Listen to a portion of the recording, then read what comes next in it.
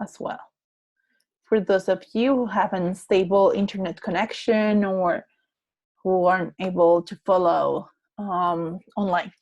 Okay, so last time we were left right here. We were discussing the consequences of rape and sexual violence, and you guys had a minute to think on all the possible impacts and consequences on communities, families, and women.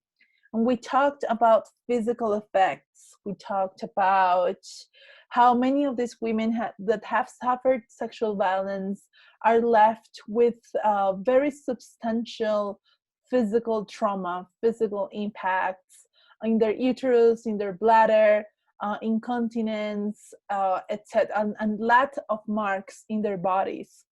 But we also talked about psychological consequences, about trauma, and about a persistent feeling of shame that makes these women feel that they are damaged goods and that they are no longer good, and not that they don't merit love, and that they don't merit affection and participation in community life.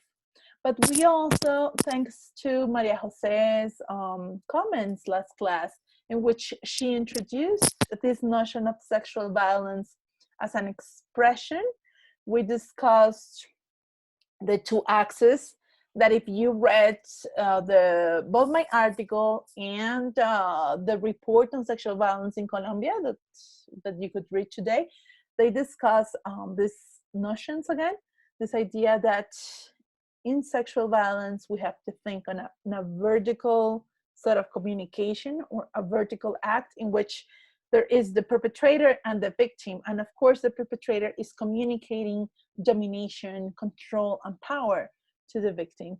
But there is also a horizontal dimension in which the perpetrator is communicating with other perpetrators and with other men in general, in which what it's in play is the notion of masculinity, the notion of being brave, the notion of being able to dominate. And that is a whole different conversation, but that it is very important to take into account in this context of political violence and of dispute over control of territories. Because then the sexual violence serves as a way to communicate a message to families and to men of those families, telling them that they were unable to protect their girls and their women, and so they are shameful as well, and to communities as well.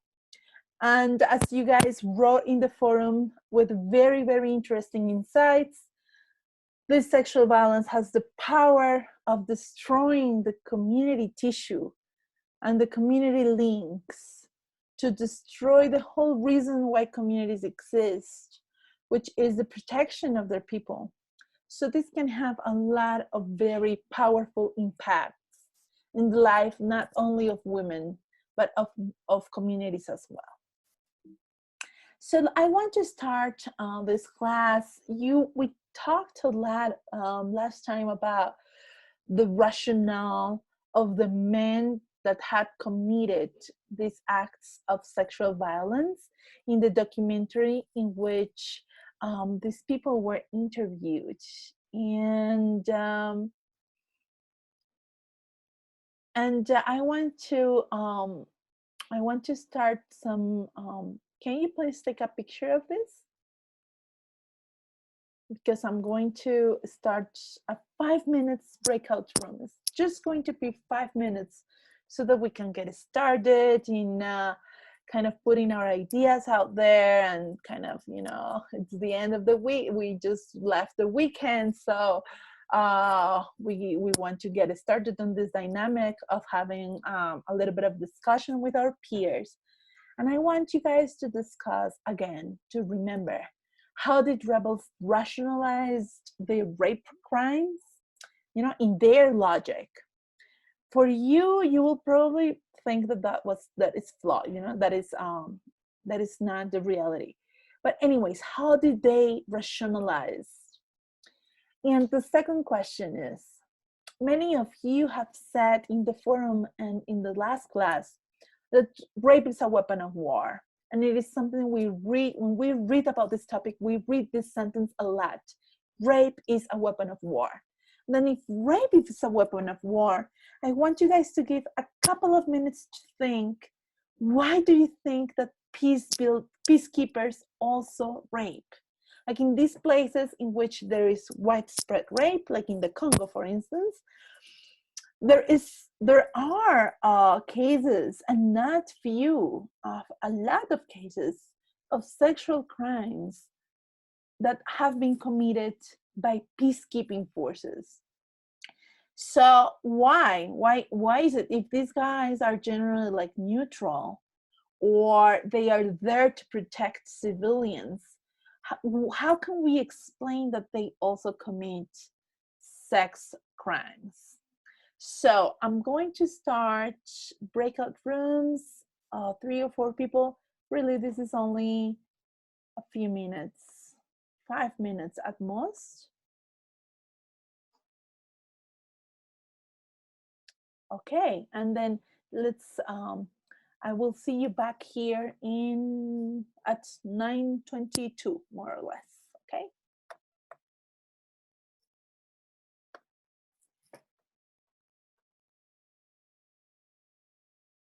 Now you have to accept the invitation to join the breakout room.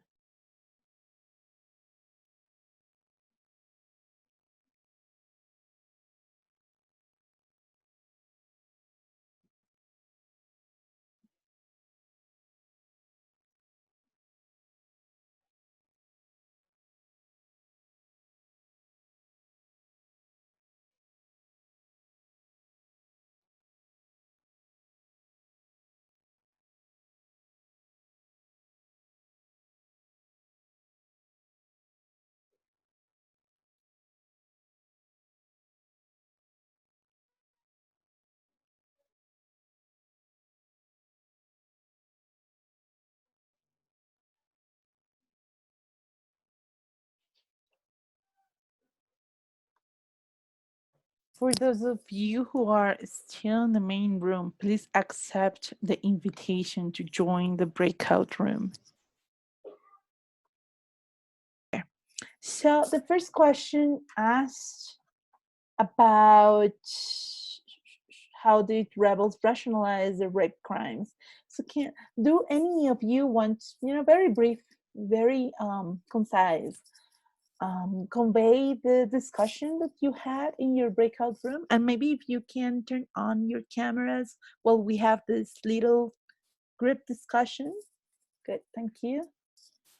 And if you want to participate, you can raise your hands, please.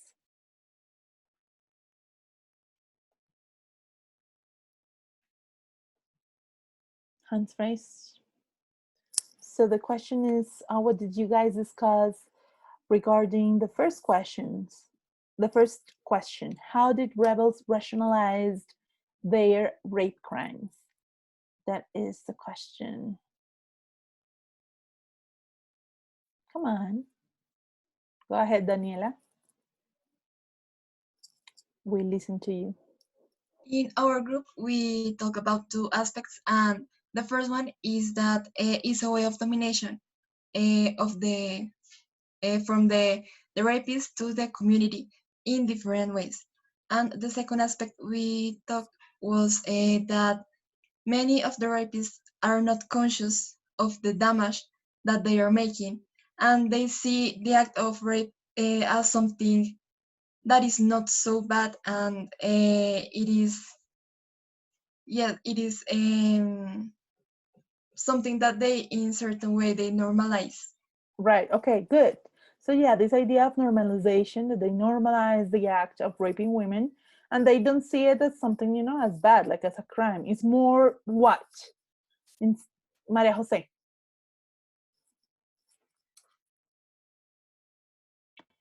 Can you hear me? Yes.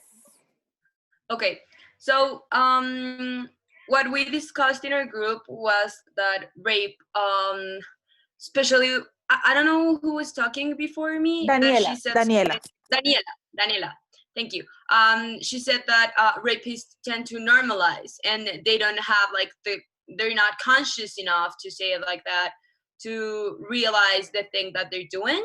But I think I disagree with that idea, because I think they actually know what they're doing, and I actually think that's precisely what they do it. I think we just tend to say that rapist is somebody that is sick or has some issues, who's not mentally well. But I think this is just a way to justify the rapist, because I think they actually know what they're doing, and they actually do it because they know that's a way to dominate and to perpetrate an act that it's going to break the community and it's going to break the person who's doing which they're doing the act to. So I just wanted to say that I disagree a little bit with that idea of normalization and not knowing what they're doing, because that's Great. precisely what becomes the act an arm in war. Okay, interesting. So Maria Jose disagrees with this idea that combatants simply like normalize it. They think that it is like normal business. And you say that because you think that it is a hypocrisy kind of thing, that that in reality, they are like really well aware of the consequences of this act in the context of a confrontation. Thank you very much for your thoughts and your ideas. I want to give I want to give the mic to Juan Diego. Juan Diego, we listen to you. Hi, do you hear me? Yes. Okay, so I kind of like want to go to the normalized like concept because I remember back when in another class when we discussed the violence in Colombia, we used the same argument, that it was normalized violence. But the thing here, or the way I understand it, is the fact that normalize or normalization means it lacks the effect of shock, if someone gets killed, if it is normalized, then we don't have like that fear or that shock of a death. So that become normal for us. So I do agree with the last intervention that I do believe they are rapists know what they're doing and actually have a goal with that violence act. But I believe it's a double logic kind of thing because it's not about only the rapists who are doing that knowing that it's a powerful weapon, but also the community logic behind that. They know, oh, another woman got raped. So that's not shocking for them. It's so shocking for us, Western community, Western journalism, and that's why we send NGOs, journalism, or even politics to go make a solution of that because does not we haven't lost that sense of shock when we hear murder, rape, violence, but the community has already been broken. That the logic does not work for them. That's why I believe it's a double logic going Okay. inside. Okay, interesting. So different meanings of what normalization can mean. Thank you very much, Juan Diego. Valentina, and then Dari. And then Alina. Valentina, go ahead. Yes, if maybe Dario wants to go first First? because I'm still looking for something. Okay, go ahead, Dario. Okay, for the camera, I was trying, but it didn't work. Don't worry. Okay, I would like to talk about the instrumental function of the rationality, and this is a topic that was talked about by many authors. Uh, many many authors that talk about the rationality of even facts like Auschwitz, and authors like Max Horkheimer and Theodor Adorno and Hannah Arendt that think that the rationality had an instrumental reason and an instrumental function that maybe allowed that the facts like Auschwitz or these kind of things are just a rational phenomenon, rationally managed with rational guidelines, and the torturers or the rapist just work as if they were working in another job, and they rationally reach their work, that is torturing or raping. And Hannah Arendt could think that it's due to the banality of evil, just like daily work. It's just like a routine, and this corresponds to the fact of the instrumental function of the rationality of the, yeah. And that's it. It's the instrumental function of the rationality. Okay, very interesting. Dario, thanks for. Hi, say hi. That was I was stopping the video. And I clicked the wrong button. Yeah, that's my husband. And this is his office. So none of those books are my books. Hi. Those are Hi, how are you? I was like, that was why I had stopped the video. That is less bad than what happened to a friend of mine who had her kid in, these kindergarten classes of 4-year-olds. And she wasn't able to do something like to turn on the mic. So she went to the she went to the shower where her mommy was. Her mommy was showering. She was like, mommy, how can I turn on the mic? I know. Yes, that happened to my friend. No. Yes, that really happened. And she was completely naked. She was showering, and she was so worried about whether the kids had viewed something. And then she had to ask the kindergarten teacher, did you see something? Did you see that I was like showering and naked? And no, they didn't. So thank goodness. So yeah, I didn't want you guys to see my husband, but anyways, now that you have seen him. Okay, sorry about that. Let's get it started again. Sebastian, do you want to say something? Yes, but I think Alina was first. Well, whatever. Okay, yeah, you're right, Alina. Yeah, whatever. I can go first. Yeah. I thought it was super interesting that Dario mentioned Auschwitz, because I think that kind of points to war in general and the rationale of entitlement. People who, or in my opinion, in my view, I think entitlement is kind of the explanation to it, in the sense that the rapists think it's in a sense right in that situation to do what they're doing. They know that most of them, I think, are not sick in a way as to believing that it's right to rape another person, but they think it's the, I don't know, to use the humanitarian term, military necessity, I guess, and to maybe punish that community for what it stands for as a whole.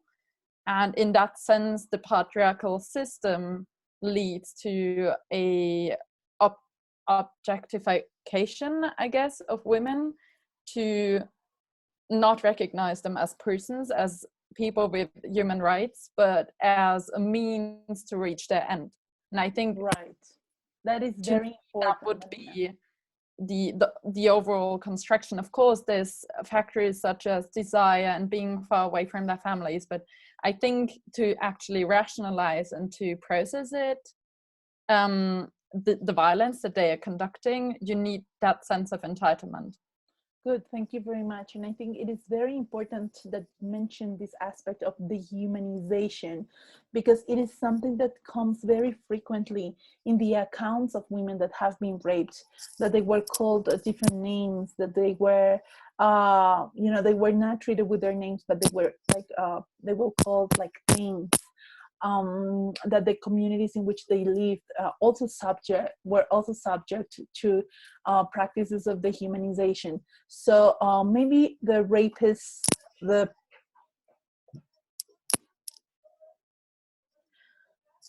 you listen to me? Hi. Yes? Good. Yes. So maybe the perpetrators wouldn't do those same acts to other women, right? Maybe they are able to realize that what they do is wrong, but they are kind of able to separate like their normal life with the life that happens during wartime. That is also something, that is another layer that that happens or that emerges in these accounts of sexual violence. Dario, I would like you to wait a moment because we might want to move on. I think Sebastian wanted to participate. Yes, I'm sorry. Yeah.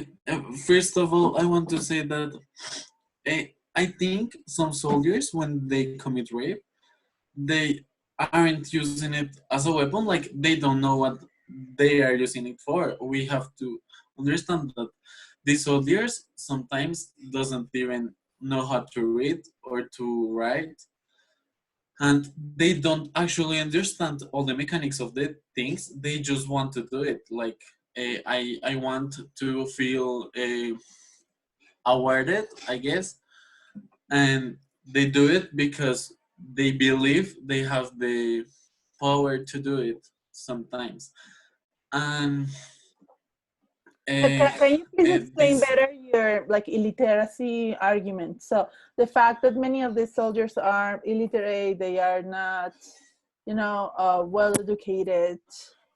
What is the yeah, difference that makes in your belief? I think that also, yeah, we say that it's a weapon of war, and it is a weapon always, not only on war. But these soldiers doesn't know that. Like, they don't understand this. They just do it. They don't actually think like, yeah, I'm going to rape a lot of women because it's bad for them and it's going to give me power. No, they only want to do something. The thing is the repercussion it has in some cases. It's not always like that, because some groups are known to incentivize the rape, but sometimes it's not, and it has its repercussions even though Okay. they don't know what they're doing. Okay, if I understand correctly what you're saying, and maybe this is going to prompt some discussion, we have to differentiate like the impacts that the sexual violence can have in terms of the war, and whether the perpetrators or the rapists are actually aware of these repercussions. Okay, and maybe they are not aware of these repercussions in your belief because they might have like so little education that might not be able to think through all the different ways how this act of sexual violence can impact the communities and can lead to an advantage of their party to the war. So that is what Sebastian is saying. Okay, very good. Now Yes. I see more hands raised here. Valentina, do you want to react to this, or do you want to talk about a different thing?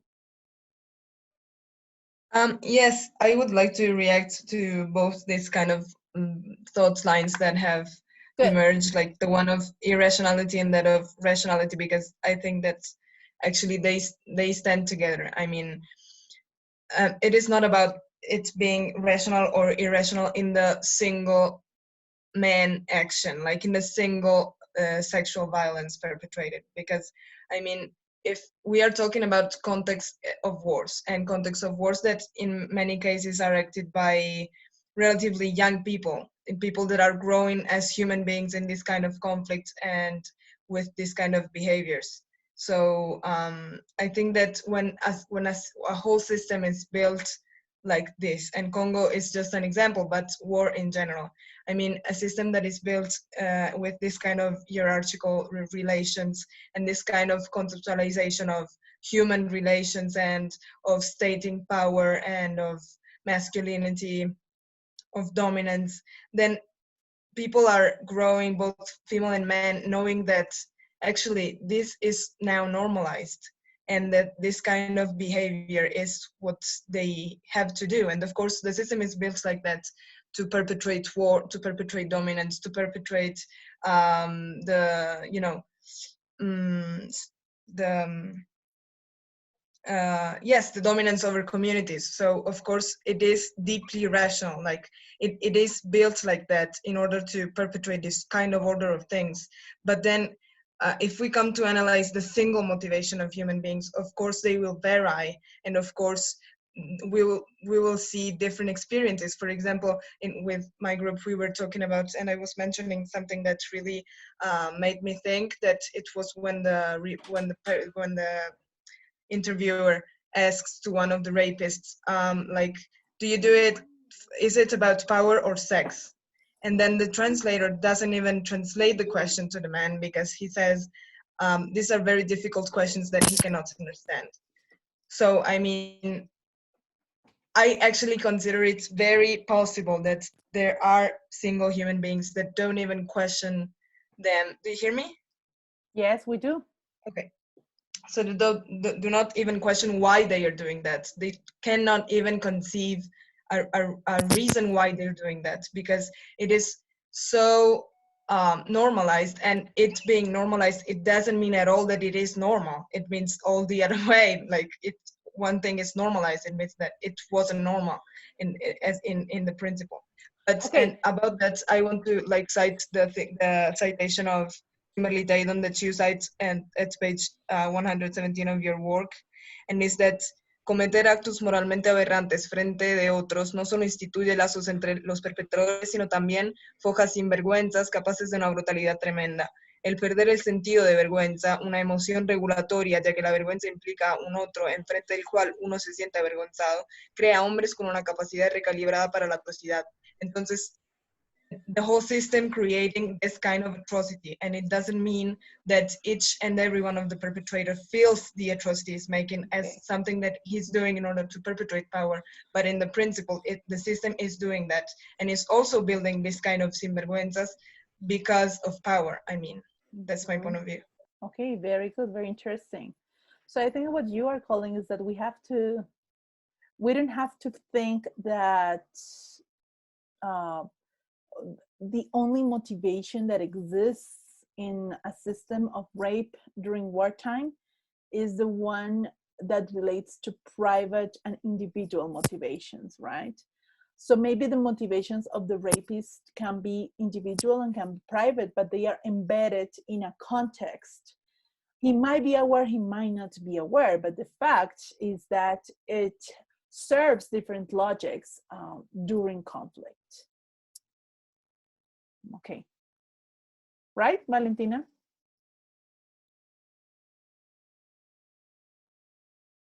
Yes, exactly. Okay, I would like to listen. Well, we will have like 2 more interventions and then we will move on. Sebastian and then Luisa. I think that the argument that Sebastian was trying to say is explained that like a lot of soldiers are not reading the same academic literature that we're reading. They are not like having like the macro view and the study of the effects of rape in on wartime. So they are not like carefully studying the effects that they have on women. So it is more probable that they do it because it is something that gives them pleasure, not because they are like carefully studying the effects that this will have on the like social on the social community, but only because like they can. Maybe it is rationalized by the heads of the army, or maybe by the heads of the soldiers, but like they're not like carefully studying what they're what they are doing. Okay, interesting. I will leave it there so that because that is exactly what I wanted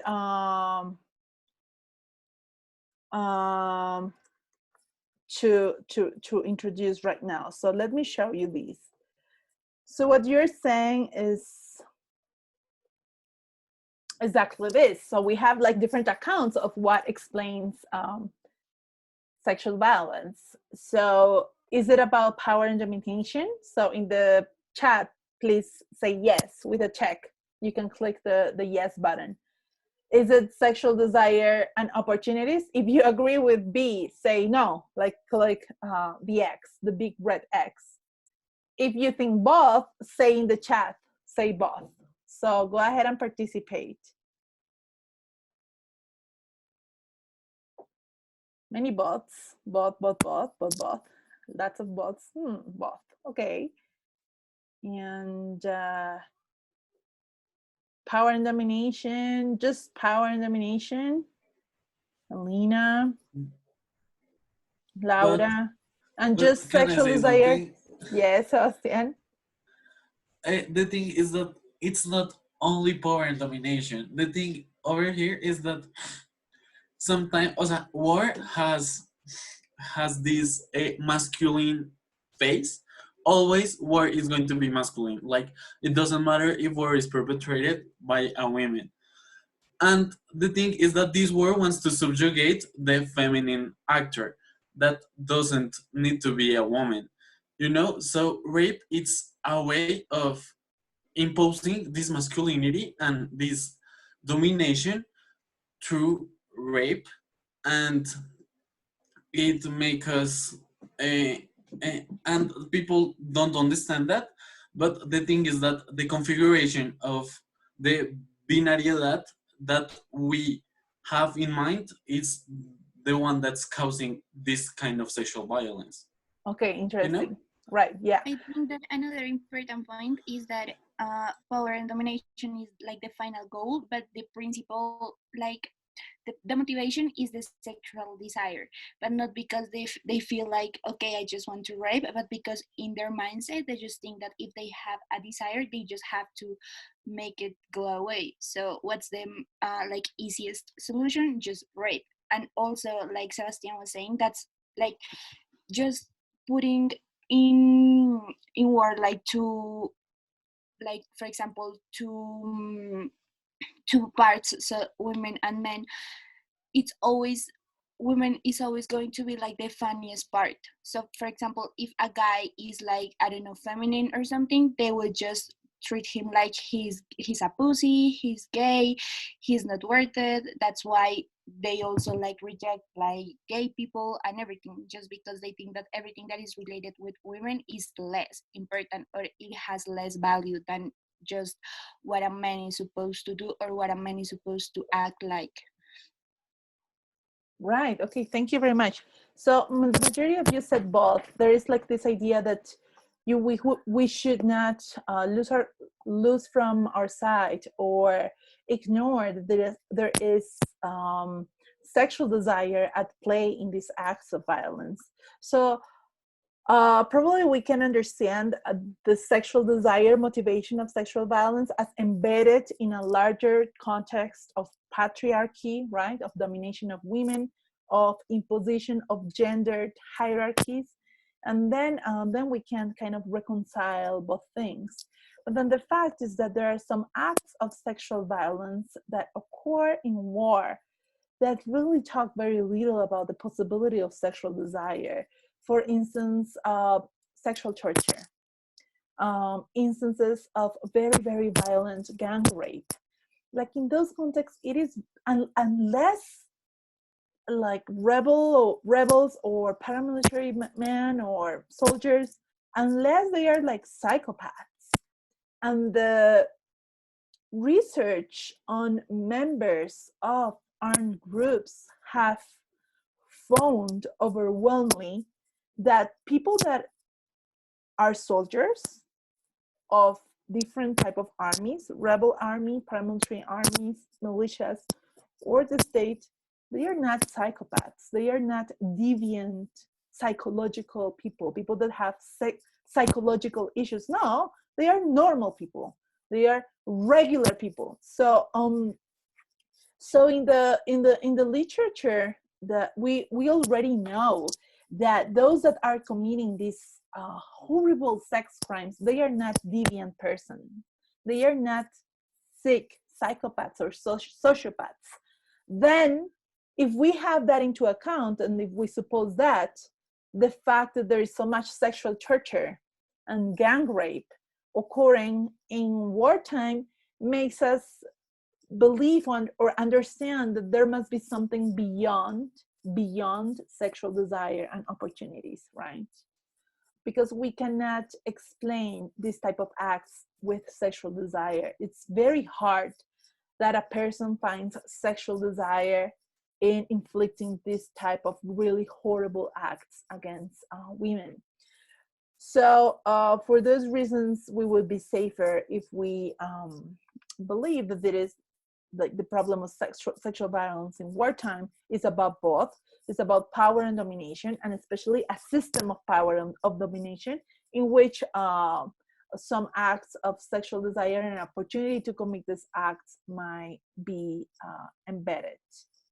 So the people that have studied the most this aspect of sexual violence during war, they find there are like three main logics of why why sexual violence happens. One, and it is the most kind of debatable and the one that has been more kind of criticized by feminist scholars, is this idea that sexual violence, of course, because of opportunity, because there is an opportunity for men to do it, and because of private emotions, that this is about private aspects of the individual. Then the second logic is sexual violence as organizational policy, and we will discuss what that means. And then the third one that is kind of behind the quote that Valentina read from the work of Kimberly Tayden is this idea of sexual violence as practice of socialization among combatants. And these three things are different, and these three things have to be kept different because they have different implications in peacetime, in a transitional process of justice, and like what comes after the end of conflict. So with regard to the first one, sexual violence is an opportunistic practice. We would think that then rape is carried out by private individual reasons, not group objectives, right? That the members of the rebel group or the paramilitary group or of the military forces, they rape because they see an opportunity to rape. It is not because they are achieving a policy from the group. It is not because they are fulfilling a mandate, but because they see the opportunity. And why is there an opportunity? It's because in general, war creates a context of impunity. And if we think that we are having patriarchal societies with gender hierarchies, then in a context of impunity, aggressors might take advantage of this context. And that might be also the fact why during violence, during war, sexual violence against women from husbands, peers, colleagues, private sexual violence, the one that is not committed by armed actors, also increase. So not only we have wartime sexual violence, but also an increment of sexual violence committed by private individuals during war because there is a context of impunity. And this is very linked to gendered hierarchies during peacetime. And maybe that is something that might allow us to understand why peacekeepers commit violence, right? Which was the other question. Why these people that are not kind of embedded in this logic of displacing communities, of breaking apart communities, why do they also rape? Well, maybe they might rape because there is this opportunistic practice during wartime. So that is one thing.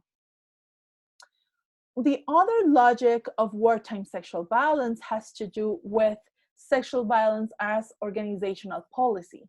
And when we talked about sexual violence as a weapon of war, we kind of imply this notion. We kind of imply this idea that there is a mandate from the group to do this, to massively rape women, because that helps to achieve the goals of the group, because it is a strategy, right? Sexual violence is a strategy. So yes, this happens sometimes. This happens sometimes. There is knowledge of several cases in which we know that there is a mandate from commanders of the group, a mandate to rape massively as an instrument, as a purpose to achieve the goals of the group. And then commanders incentivize the practice. Then here, we have rape as a weapon of war to achieve different things. Instill fear, to forcibly displace a lot of population in a very short period of time, to annihilate an ethnic group. You know what happens to the Yazidi women? They are, by ISIS, they are thought to be inferiors, to be subhumans. So since they are subhumans, they are infidels, because they have this religion that combines so many different things. They are like huge infidels in their, you know, mind system. So rape and sexual violence against the Yazidi woman is a weapon to annihilate the ethnic group, and they want to eliminate that ethnic group. Another thing that it has been found is that, you know, this idea of the creation of rape babies, right? Like to fertilize the women, to forcibly impregnate women from other group, from other ethnic or nationalistic group, so that they end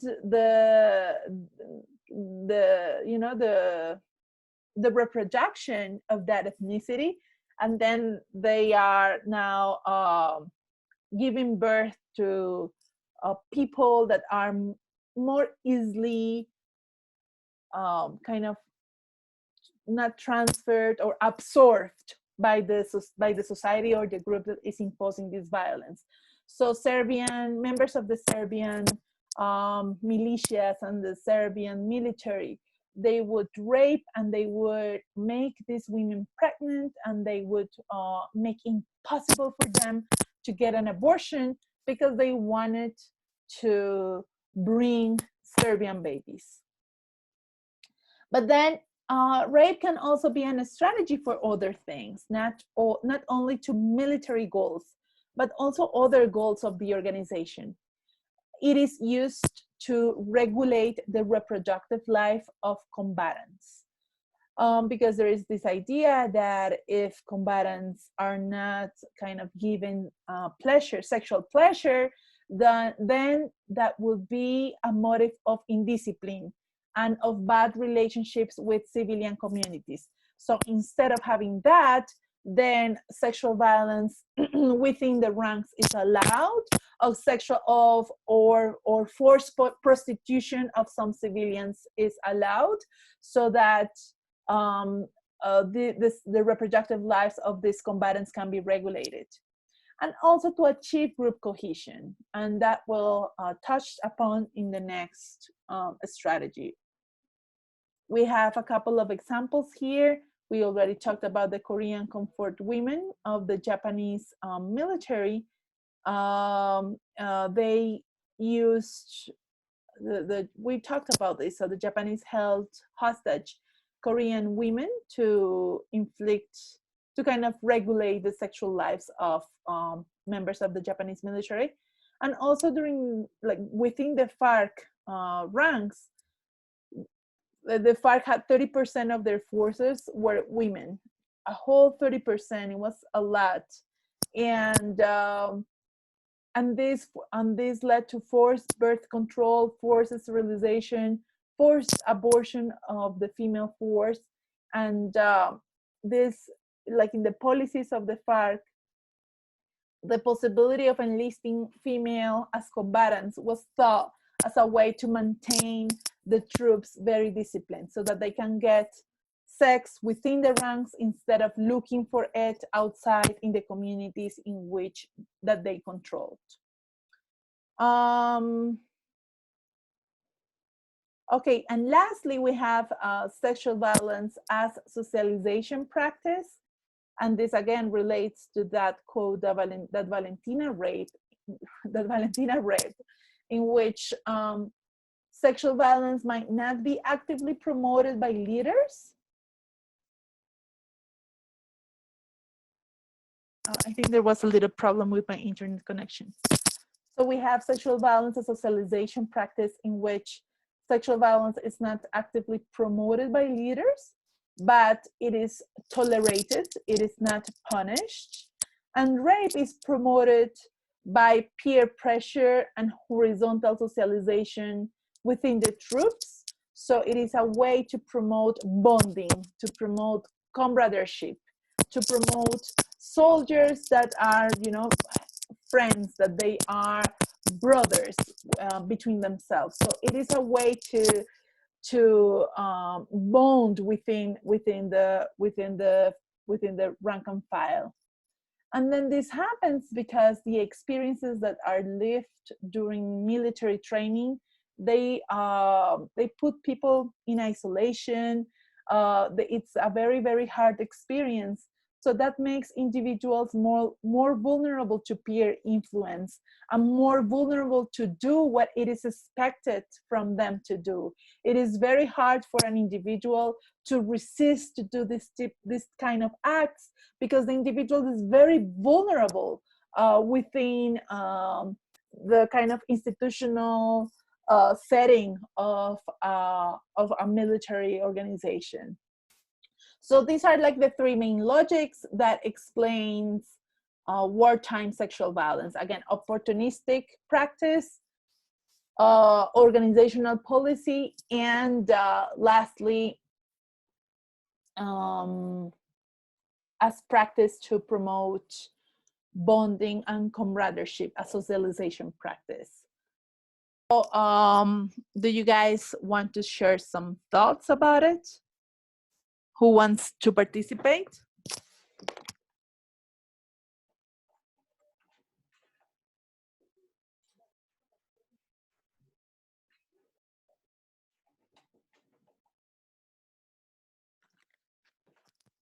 Rosa, go ahead. I want to comment like one case that I have been studying in African study lecture, and I think it's a mix between political reasons and social practice, but maybe I'm wrong. It's like the group at all promote like gang rapes to create connections and links as quick as possible in the soldiers. Like they were recruiting like teenagers, and they try to create like a confident environment between them and make them closer. So they use rape as the way, as the, I don't know, the easiest way to create connections between the soldiers. But I don't think it's social practice, it's socialization practice at all, because it was promoted by the organization at the end, and at the end it has political interest because they want to like create a stronger and a closest group. So right. So this idea of this logic that of rape to produce bonding. So imagine that we have, you know, a rebel group, and in that rebel group, members of that rebel group, many of them are young, are kids. Some of them might have been kidnapped, and then you have like a bunch of really like bad soldiers that actually they are kind of useless because they are not motivated, they don't want to belong to the group. So in those contexts we would have rape as socialization, and as a way to create bonding and as a way to create a family of those kids and young men who might have not decided to join the group in the first place, and that is promoted by the upper ranks, that is promoted by the commanders. So you can have that type of case, but also you would have the case of the United States military, for instance, that it is very well researched, in which the commanders say that there should be no sexual violence. It is very it is very well known that it would be a punished practice, and yet it happens. Even if there is no incentivization and promotion of that from the commanders, it still happens. So I think that Alina, Alina, you didn't raise your hand. You just have a yes there.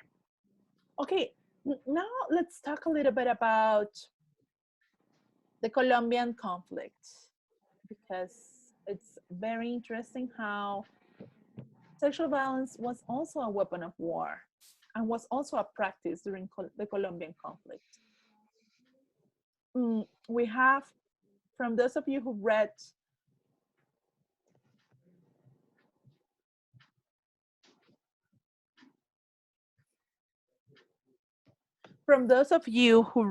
the report by Centro de Memoria Histórica, you had this graph.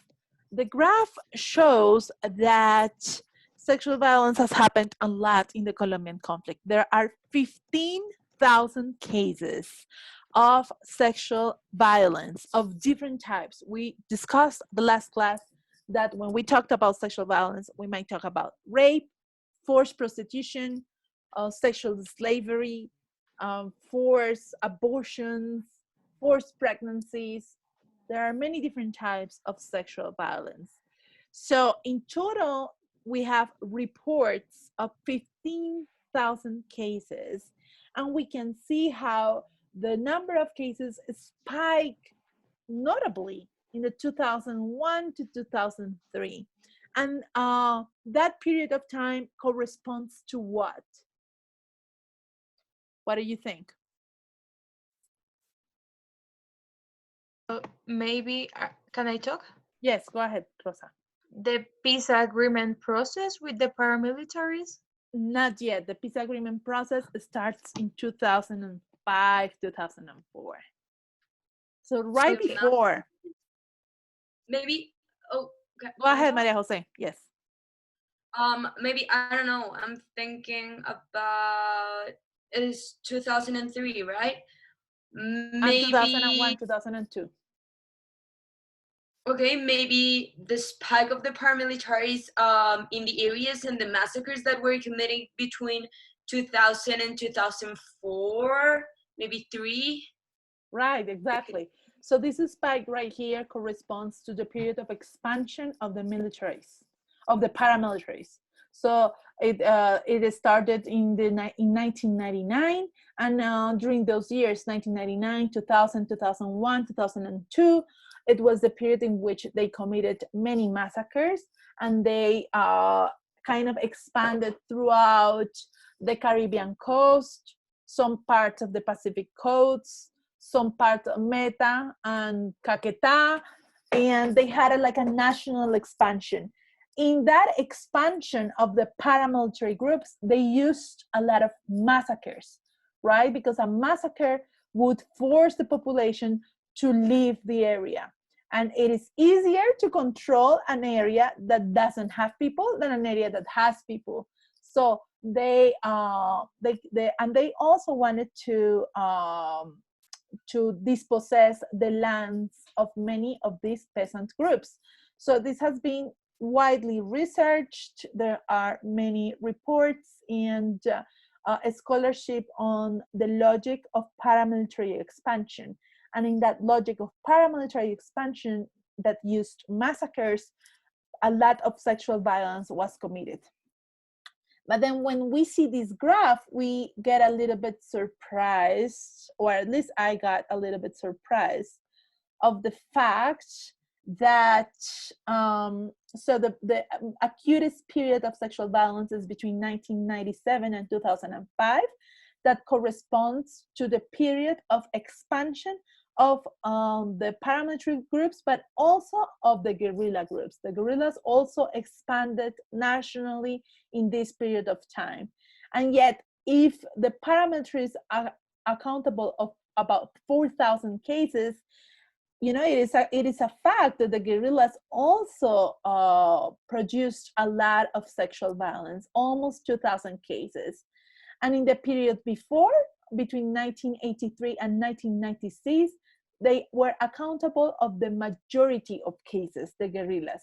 And yet in the next period, which is after the demobilization of the paramilitary groups, we see the guerrillas again as the main perpetrator of sexual violence.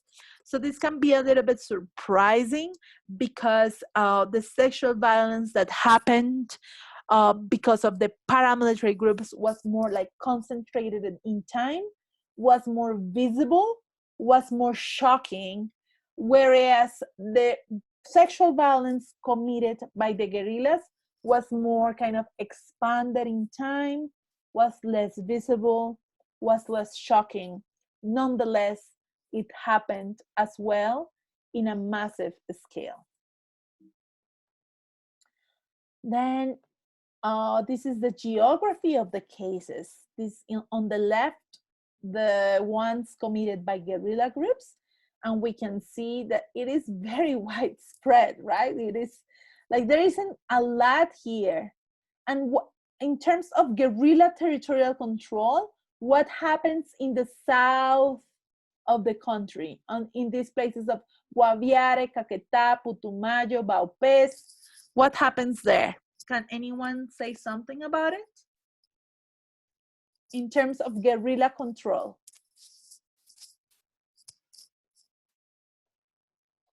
Who has an idea? Rosa. Maybe your idea is that at that part there were a lot of this I don't know how is it called, that the people were take out of their place, and almost all the territory was controlled, like in Bichada, in Guaviare, in Guainía, was controlled by the guerrillas. Okay, but what happened with the people?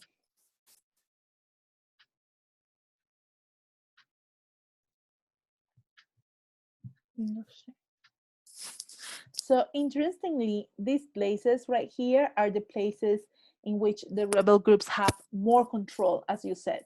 They control the Caquetá department, they control a lot of the Putumayo department, they control pretty much all the Guaviare department, a lot of Meta department, Baupés, and yet there are very few cases of sexual violence there. So it might be the case that in places where they have really close connections with civilians, and there was a rebel order, a rebelocracy, as we discussed a few classes ago, maybe in those places, the FARC behaved better with civilians. They had a better behavior. Instead, in areas that were disputed or in which the FARC did not have a long-lasting presence, like Antioquia, like the places here in Nariño and Cauca, in those places that were more disputed, they committed more sexual crimes. Now, the geography of the paramilitary groups is a little bit different. Where is this concentrated? Ivana, go ahead. What I wanted to say was about that the concentration that in the places that the guerrilla like were disputed the territory. I mean, in that territories where they have to inflict more violence in order to gain that power that they were like fighting with paramilitaries. So I think that that can be like the reason in order to like do that. And as paramilitaries, what I can see is that they are like very concentrated at the Caribbean coast. Right. So as I can know, they have a lot of power. They had, well, I mean, had, because they are like creams here and all of that. They have a lot of power here, but that kind of violence like explain the difference of objective that has these two like organizations. So I wanted to ask you about that, because if they have more power here, paramilitary groups in the Caribbean coast, why they like inflict such violence in here? Okay, good. That's a great question. So the purpose of the paramilitary project was to be hegemonic in the Caribbean coast.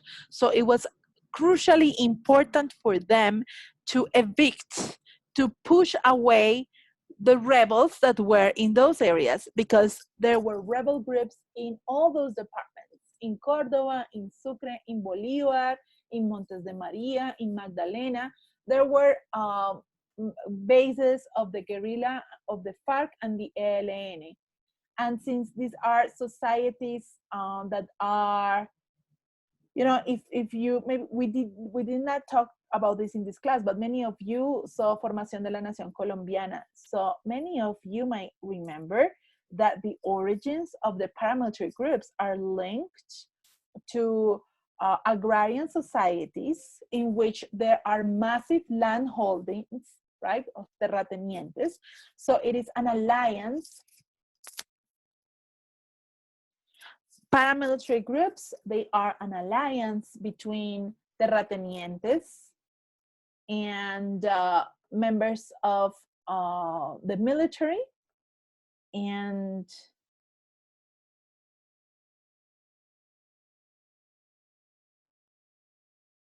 hi, hello, yes, it said that I had an unstable internet connection. Do you guys can hear me now? Yes. Okay, good. So It's a bit better. okay. Yes, better. Okay, so the project of the paramilitary groups was to create a hegemonic control in the Caribbean coast and to push away the rebel groups that existed in those areas.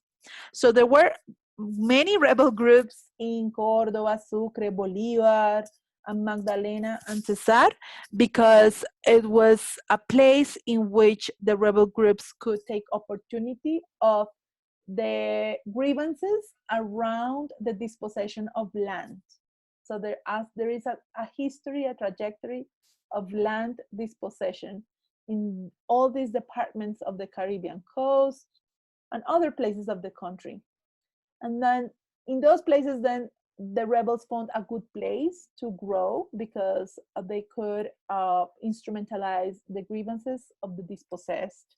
But yet there was a huge resistance from massive landholders who did alliances with drug traffickers and with members of the military to create paramilitary groups. So for paramilitary groups, it was very, very important to eliminate all rebels so that they could continue the projects of the economic project, the societal project of massive possession of land. So for that reason, we have a concentration of sexual violence here, because it was very important for them to really take control of all those territories. And that implied the displacements of large amounts of people.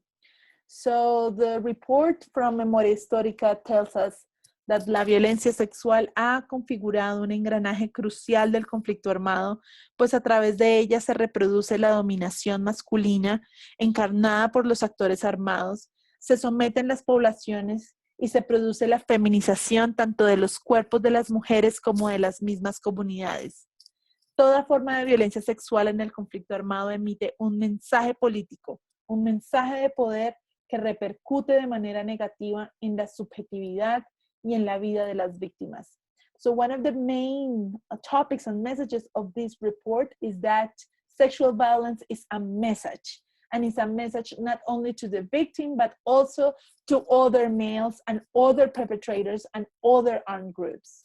So in this logic, they say that sexual violence sends messages in three contexts: in context of territorial dispute, and in context of territorial control, and in context of intra-ranks inside the forces. And I will go very fast because we don't have a lot of time, unfortunately. They study the context of territorial dispute, and they find that sexual violence is used to stigmatize and punish civilian population in areas that have been under the control of the enemy. So one of the things that rebel groups and paramilitary groups would do is that they would arrive to an area that in which there was control of the opposite side. And they would say that all the women that live in that area, all the peasants, merchants, etc., they were enemies too, right? So enemy areas means enemy woman. Like just thinking that an area where, for instance, the FARC had presence and control, that means that everybody is a guerrillero and a guerrillera. And since everybody is a guerrillero and a guerrillera, then they use sexual violence to stigmatize and to punish that population for being guerrilleros or for being paramilitaries. So in these cases, the victims are all, but particularly the relatives of enemy. So the sisters, the mothers of guerrilleros or of paramilitaries are particularly victimized. In the context of territorial dispute, sexual violence is also used to terrorize populations and to forcibly displace population. And it is also used to neutralize those that are more able to resist the new rule. So that is the reason why there is a lot of sexual violence against teachers, social leaders, madres comunitarias, these important leaders in the local community, the ones that would say, hey, no, you will not rule this place like that. They would rape them to neutralize them. Then in the context of territorial control, we have like different manifestations of sexual violence. We will have sexual violence to claim authority and property rights over territory and people. Like, so there is a new rebel group. The rebel group has been able to push away the enemy.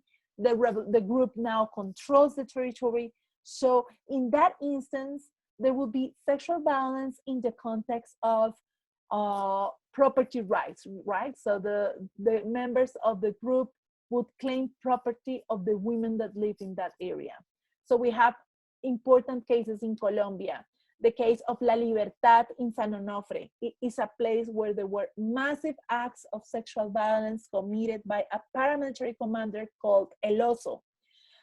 Similar things in the municipality of La Hormiga in Putumayo, in which the new order of the paramilitary groups, in this case, would lead to lots of sexual violence against local children and teenagers because they would claim the property over those girls. Same thing in Sierra Nevada, the case of Hernan Giraldo.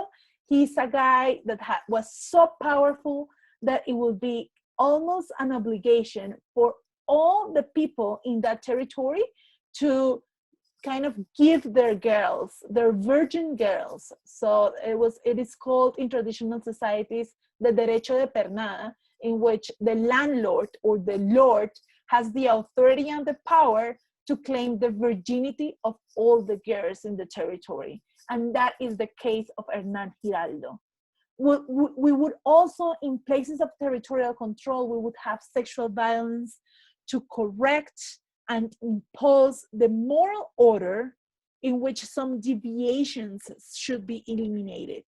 So that's of sexual violence against lesbians, trans, and gays, or to punish cheating and infidelity. And we would also have sexual violence to shape a new human landscape in which the enemy women would not be able to reproduce. So I want to read a really powerful quote right here in which they say, nos mandaban a capar para que no tuviéramos hijos, y esto lo hicieron en el hospital.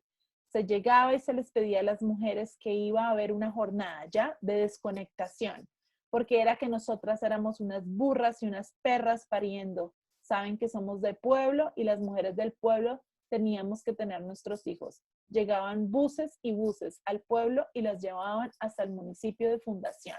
So this is a case of massive sterilization of women who were like stigmatized as rebel women.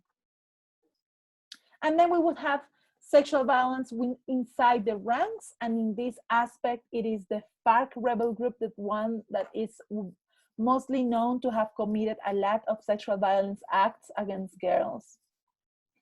We now know more because of the demobilization of the FARC. We now know a lot of sexual violence that was committed inside the ranks.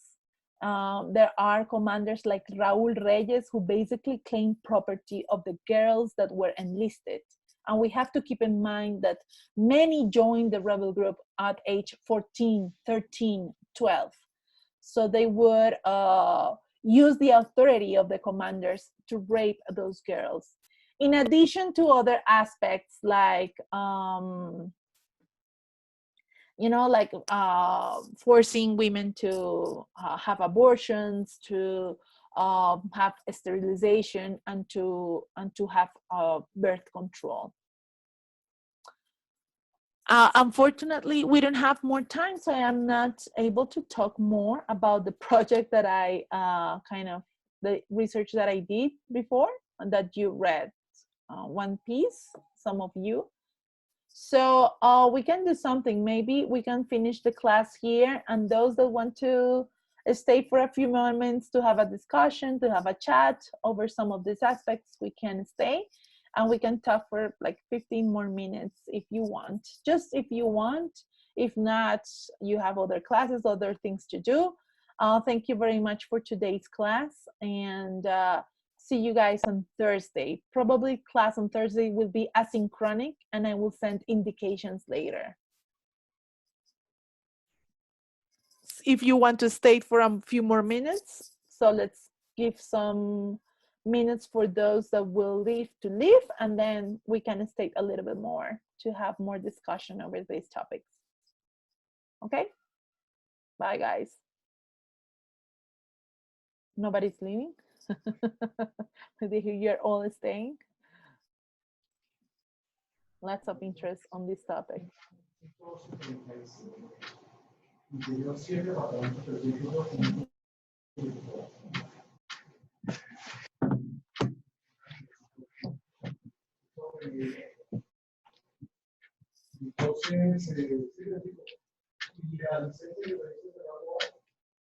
Okay.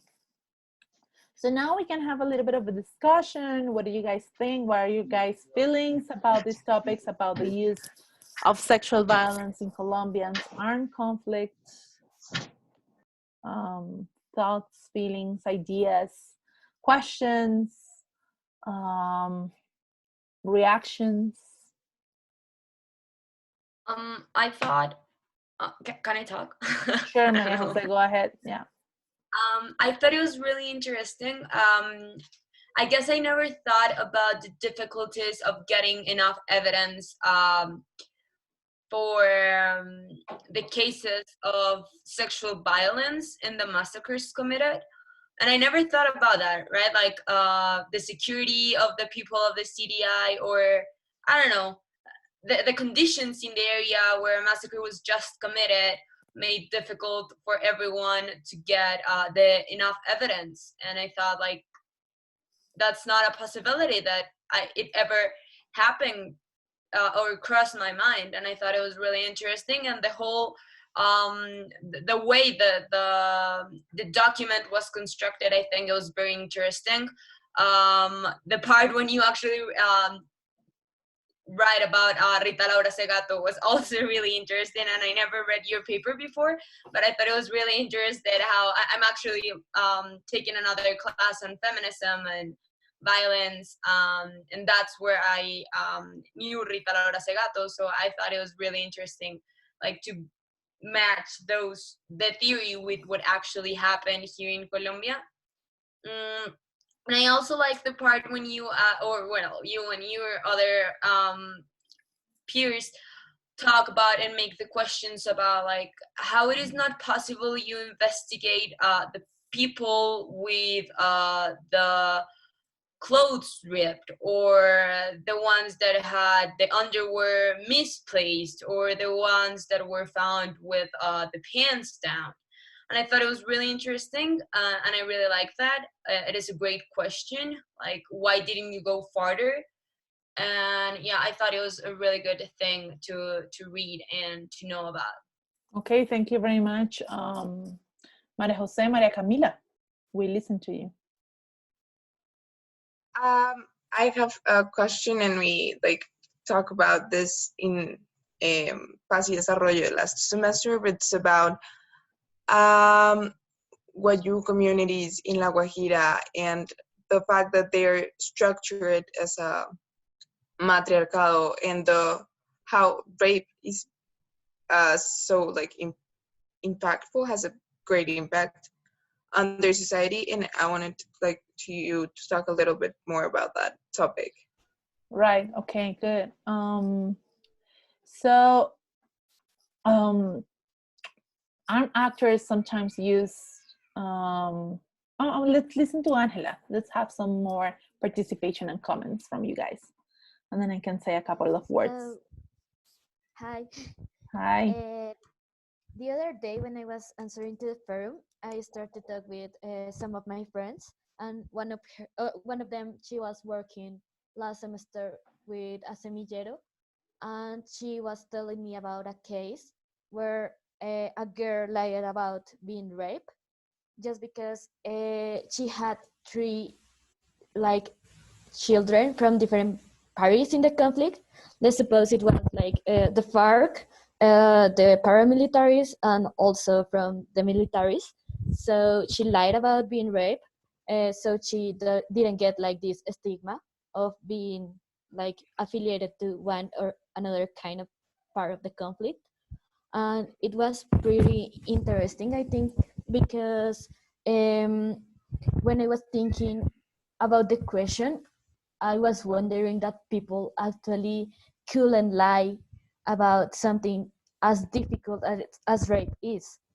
And well, when you start investigating and all this kind of stuff, you can notice that there are actually reasons that we do not simply understand because there is no data. And what Maria Jose said about the work is actually really valid, because we don't know about this stuff because it's not informed. And right. Well, that's. Yeah, the thing is that so this is exactly the question that that prompted me to do this research, is that there is lack of visibility of this problem. So it all started because I read in a magazine in Semana that during the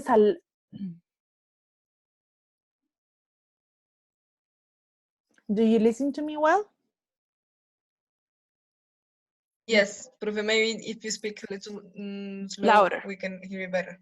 Okay, so after the Salado massacre, there are allegations that people told the criminal investigators that there had been acts of rape, and yet they did not take samples. So for me, that was like so shocking. How is it possible that even though they are being told that rape has been committed in that massacre, and they still don't take samples? So it is so invisible. Back in 2005, pretty much not many people were talking about this in Colombia. There were a few cases, there were a few organizations that were talking about this problem of sexual violence, but there was like this widespread lack of awareness of the possibility of having rape as a weapon of war, and rape in the context of sexual violence in a political context. So for us, that was shocking, and we wanted to know more. So we started this research, and we started to talk to the people from Medicina Legal. And yeah, in our interviews, we found that it was hard for them to think sexual violence in context of political violence, in context of collective violence. They did not make the connection that easily.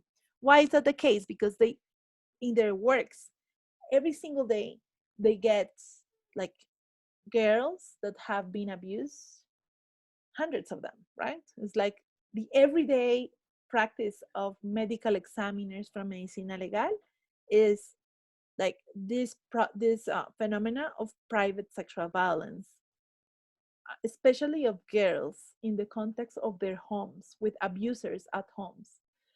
So sexual violence for them is that, is abuse, and very little cases of sexual violence, like violent sexual violence in the sense of sexual violence that happens outside the home, outside, you know, in a potrero. There isn't a lot of that. There isn't a lot of that. There is some, but the huge majority of sexual violence is girls that are abused at home. So for the medical examiners, it wasn't easy at all to make the connection, to think, oh, so there was a massacre by paramilitaries. Maybe the women were raped. That idea didn't click. So that was one thing. But then we started to find like a bunch of other factors that become obstacles to document this type of violence. And it talks a lot about how the treatment of death occurs in Colombia in these contexts that are very precarious. So there is a massacre, and then the medical examiners and the forensic officers arrive 3 days later, right? So 3 days later, like the bodies are in such a dire condition, it is so hard to do a proper autopsy. Or they arrive and it is nighttime. They don't have sunlight to do this job. Or there is a minefield and their lives are in danger. And there are combats nearby. They have to do this very quickly because it is so hot and humid that the bodies decompose very quickly. Or they have to do this in a place where they don't have running water, so they are not even able to wash the knives with which to open the bodies. So the conditions in which medical examiners work in Colombia in context of violence are so incredibly precarious. So incredibly precarious that asking about sexual violence is sounded almost like a luxury, because not even the names of the people is able, they are not even able to take identification, like good identification samples, so that the names of them can be known. And we have so many NNs in Colombia, unknown people, like hundreds of thousands of unknown people, that sexual violence is almost like a luxury. So that was, for me, it was very heartbreaking to do this research. So we got about 70 autopsies of women that had died in massacres, and samples were taken in only 4 of those, 4 girls. So in the majority of autopsies, no samples were taken, even though the only like women had been killed, or there were like so many insights from their clothes, they didn't have clothes, or their clothes were misplaced, or they had their pants down, or, you know, many insights that would make a person think, hey, you know, maybe some sexual violence happened here. But no samples were taken. So it's both. It's like lack of awareness from the medical examiners. It's like the really bad conditions in these areas. It's such a precarity, like the bureaucrats of the state, they work in such precarious conditions, especially in these places that have a lot of political violence. So we interviewed people in Buenaventura, in Barranca Bermeja, in these very violent locations, in Tumaco. And it was incredibly sad to talk with these medical examiners working in these like really horrible conditions. So anyways, that like gives like another layer of why we don't document sexual violence, is because there has like it's it maybe in the context of Colombia, it can be a luxury to ask for that. Okay, guys, if any of you want to have some other comments, I will be glad to listen. Can I ask you something? Yes, Maria Jose, go ahead. I was just thinking, do you think here in Colombia it is more, I mean, women after being victims of sexual abuse or sexual torture or any of those things, do you think it's more they get killed more often than rather than say in Congo, for example? Because reading your work, and then I try to make a little compare it with the documentary of HBO, and I thought, like, I do think in the Congo, women didn't get killed as often here. You know, like I think here the paramilitary groups or maybe the guerrilla groups just go and rape the victims and then just kill them. That didn't happen in Congo, or it is the same amount? No, I don't think so. I'm not sure about the numbers, to be honest. I don't think that they like kill women a lot here in Colombia. They killed some, especially in the context of massacres. So that's the reason why we did this research on massacres exclusively, because we wanted to ask the question on dead women. And, you know, a context in which women die a lot is massacres because they are so indiscriminate. Okay. So yeah, I'm not sure. I don't think that they are killed more often, but definitely being killed. Thank you.